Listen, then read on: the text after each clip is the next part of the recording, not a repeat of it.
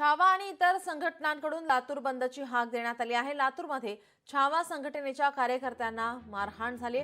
छावा संघटनेच्या विजयकुमार घाडगेंना मारहाण करण्यात आली। तटकरेंसमोरच राष्ट्रवादीच्या कार्यकर्त्यांकडून मारहाण केली गेली आहे। मारहाणीच्या निषेधार्थ आज लातूर शहर बंदची हाक पुकारण्यात आली आहे।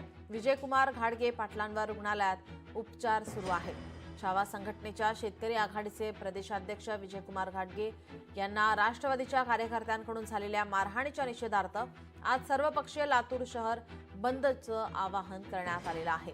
मारहाण करणाऱ्यांवर कारवाई करावी आणि राज्याचे कृषी मंत्री कोकाटेंचा तात्काळ राजीनामा घ्यावा या मागण्यांसाठी हा बंद पुकारण्यात आल्याची माहिती मिळत आहे। या सर्व प्रकरणाची चौकशी करण्याची मागणीही आता केली जाते। दरम्यान अजित पवार यांनी कार्यकर्त्यांना आवरावे, अन्यथा छावा संघटना जशास तसं उत्तर देईल असा इशारा छावा संघटनेचे केंद्रीय अध्यक्ष नानासाहेब जावळे पाटील यांनी दिला आहे।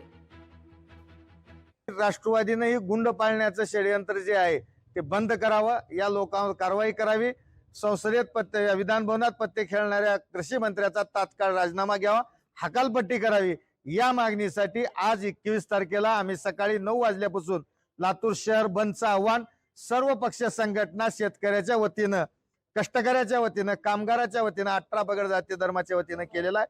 आणि निश्चितपणे जोपर्यंत या लोकांवर कारवाई होत नाही, त्या मंत्र्याची हकालपट्टी होत नाही, या सगळ्या प्रसारणाची बुवा हे कोण षडयंत्र असलं, कोण याच्या मागे कटाचा या सूत्रधार आहे, या सगळ्या प्रकारची निष्पक्ष चौकशी जोपर्यंत होत नाही तोपर्यंत हे आंदोलन थांबणार नाही।